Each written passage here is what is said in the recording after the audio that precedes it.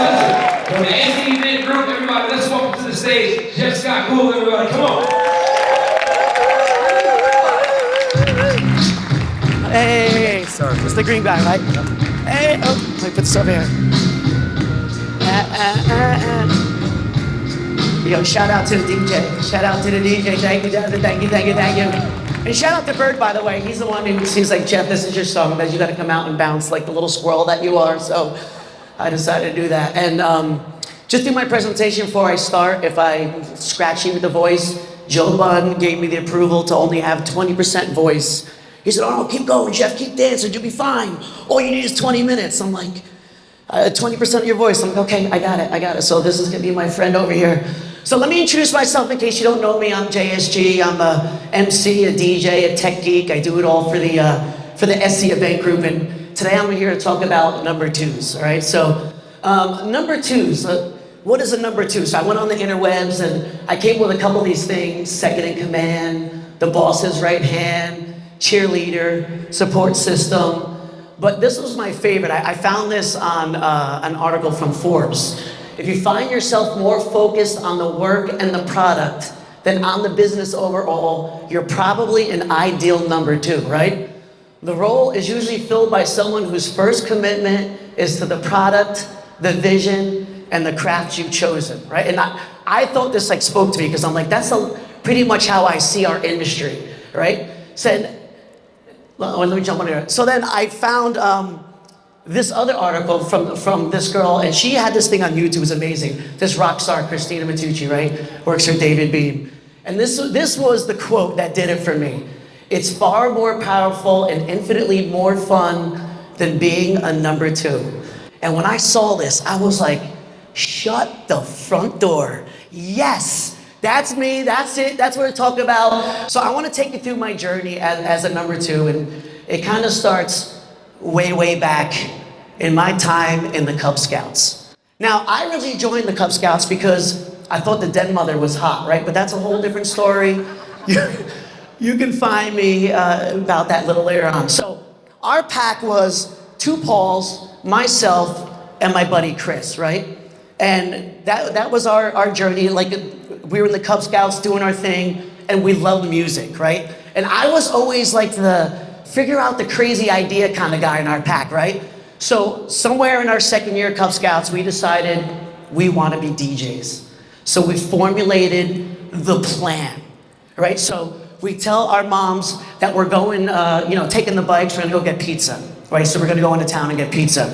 Now, what I didn't tell them is that town was Midtown Manhattan, right? I live in Jersey. I'm about an hour and a half from New York. So if you can imagine a bunch of 13-year-olds figuring out like how we're gonna get from where we live to New York City, right? So we said, we gotta find this bus schedule. We gotta go to the promised land to meet the guy, right? Now, the guy is Crazy Eddie's. I'm gonna date myself a little bit, and if you're from the Northeast, you may know this. I don't know if it was a national store or not, but back then on TV, what you saw on TV is like what you knew to go do, right? So I'm like, wow, we gotta be real DJs. The only way you're gonna be a real DJ is you have to go into New York City to get the real equipment, right? So that's what we did. We go in there, we get the equipment, and that's what it was like with our little pack, right? I was never like the first bike, but I was always like the guy right there next to the guy with the first bike on our pack. Joe Bunn, gotta get the water. I'll be blaming him for the whole time I'm doing that. Now, I also had a little journey here in the culinary world, right? So I'm from a family of 10, just in case you don't know. I have 9 siblings, so my mama had to stick us somewhere. So 13 years old, while I'm doing the whole thing with my friends, she sticks me in the restaurant. I start working there, right? And I start working from dishwasher to busboy, to waiter, to line cook, to sous chef.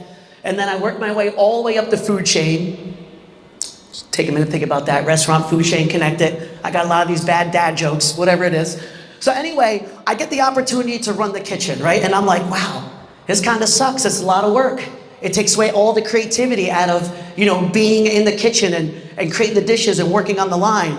And then I realized that's not where I live. That's not my happy place. So I took the head chef hat off and I went back in. And then I realized that I was producing more. I was contributing more to the restaurant. And I spent 9 years there, went to Johnson Wales, got a degree in culinary arts, and still here squirrel moaning as a DJ. But this is what I learned. So although my landscape was changing, the principles remained the same, right? So if you see what I'm getting at here, like all through my childhood as I'm growing up, I didn't even realize I was putting myself in this number 2 role. Like it was just happening.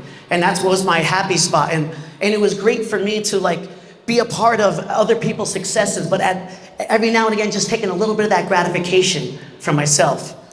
And then I tried it, I did, miserably failed, but I tried running my own business and realized paperwork is my kryptonite. Like legit, can't do it, failed. If I was ever running my own business, I'd be out in 6 months. But then I found my happy place with SCE. And the reason I love SCE is because it's set up in such a way, and in case you just don't know, the SCE Event Group, we're like all brands that are under the SCE umbrella. Yep, okay, moving on, just make sure you're still with me. Right, but it gives me the freedom to be creative and do my thing. I'm not a guy that like worries about financials and numbers and answering phones and all this stuff. I don't have to worry about that. I love being part of a group where, you know, we are part of this collective, this group of people that are pushing the needle forward.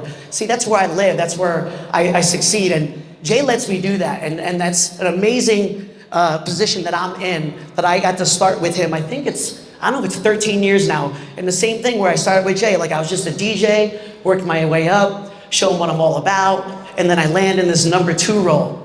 And this is one of the first things that he taught me, because when we started out with SCE, I never had to do sales calls and talk to clients and none of that stuff.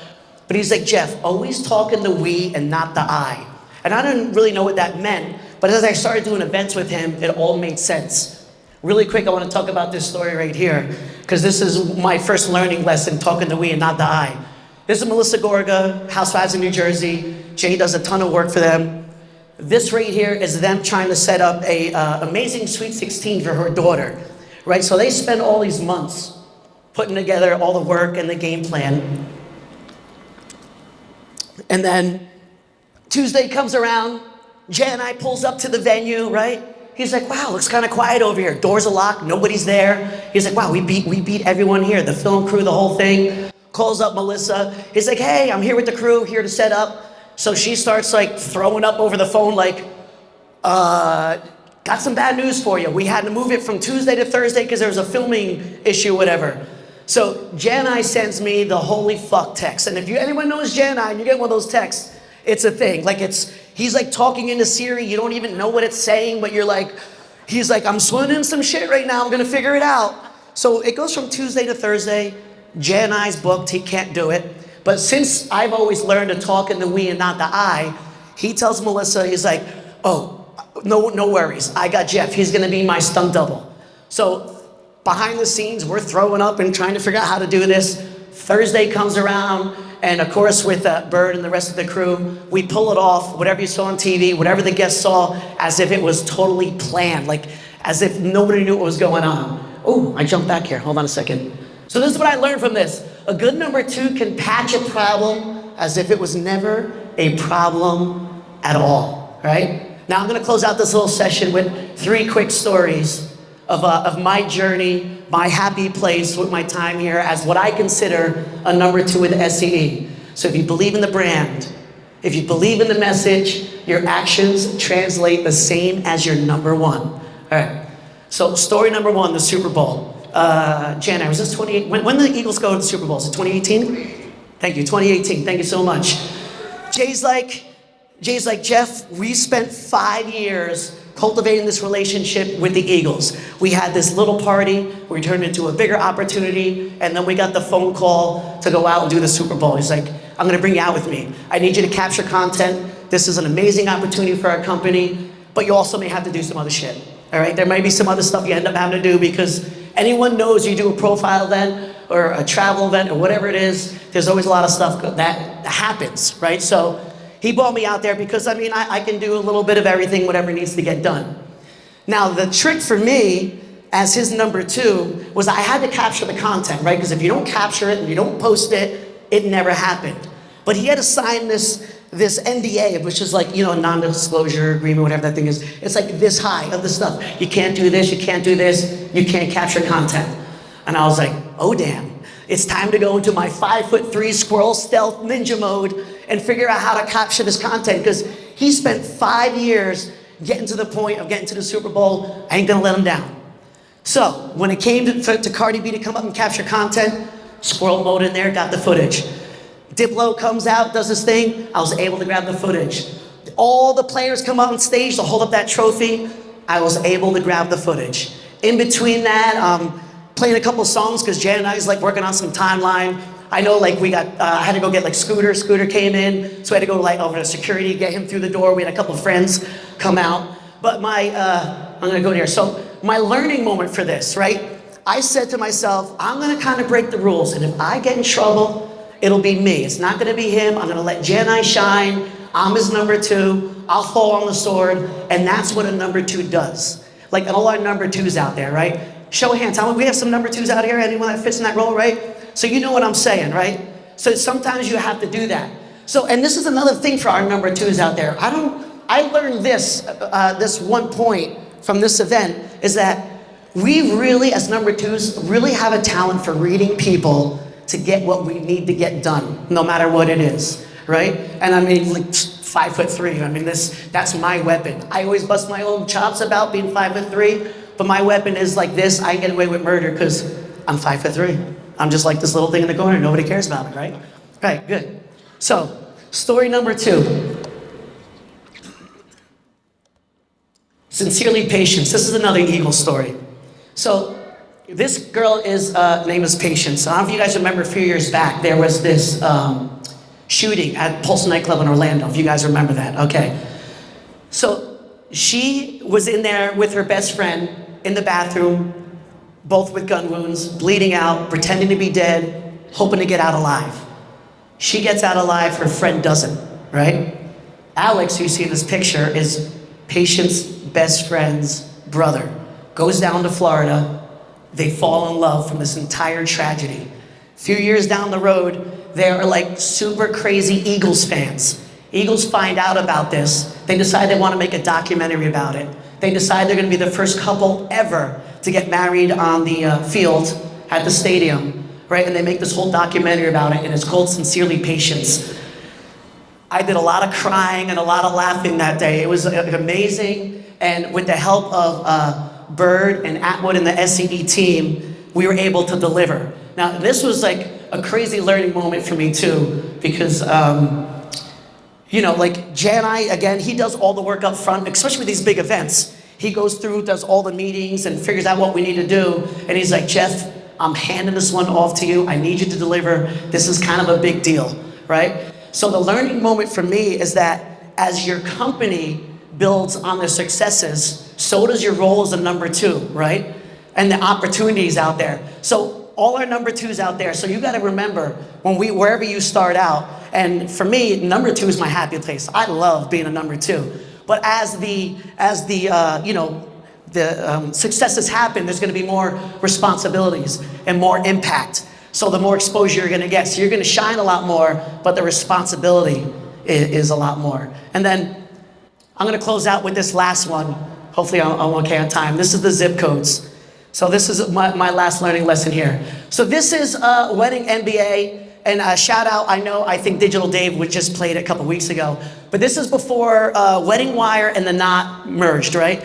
So Jan and I's in the middle. You got the 2 owners at the time. I'm back there squirrel mode, videotaping, right? So I'm doing my thing. Out of the corner of my eye, I see this like little one-person party going on over there. And I was like, holy crap, that's like the female me over there. So I'm filming the whole time, and I'm like, yep. Couldn't take my eyes off this girl, right? So, but I'm out there to do a job. Jay's like, Jeff, we're going out here. There's a big opportunity. You need to capture this content, because if we can't show it, no one can see it. And if we can't use that footage, we're not going to be able to build on our successes. We're not going to be able to demand more, get bigger events, right? And by the way, I know you don't have to say it, but anytime you get a moment, whether you're number 2 or an assistant, make sure you're always capturing content, because when you can show it, you can get more. And I'm going to leave it with that. So anyway, Last story over here. We go through the whole thing. I see this girl, she's dancing over here. And I'm like, wow, I gotta find out who this girl is. I'm gonna chase this girl to the ends of the earth. Now, if I was a number one, if I decided that, hey, I like where I am now, but I want to start my own company, or I want to go do something else.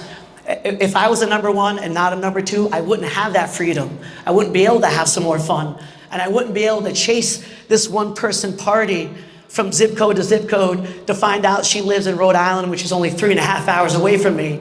And I'm talking about Valentina, by the way. If you see that little gem I was dancing with last night, the love of my life, because I will say that if I wasn't a number two, if I was a number one, if I had to be in charge of everything, there's no way I could have chased my dream. And the learning point for that one is that you can have a life balance, whatever it is, like a work-life balance. Mine is not 50-50, it's probably 80-20, because I love this industry. We are in the best industry there is. So, but you can have a work-life balance. I split my time during the beginning of the week. I'm in Rhode Island, and I come back to Jersey to do my events. So those are my lessons learned, my happy place as a number two. So for all my number twos out there, give yourselves a big round of applause. I appreciate you. Now before I go for not connected, all right, Dazzler, can I get that bag from you? With this little pink bag over there? Now, lace over here. Before I go for not connected, I need you guys to please follow me. And I have a little something for all my number twos out there. You can't see what it is, it's me doing it. All right, I'm gonna come down here. I really am 5'3", so when I hop down there, yeah, super short. All right, so give me a second here. Almost done. Almost done, everybody. It's gotta be official. Wait for it. Ooh, so good, so good, so good. Okay, now I can do it. So an official cheers to all the number twos out there. We're in a pretty good place. Thank you, everybody. Enjoy the rest of the show. My name is JSJ. Thank you.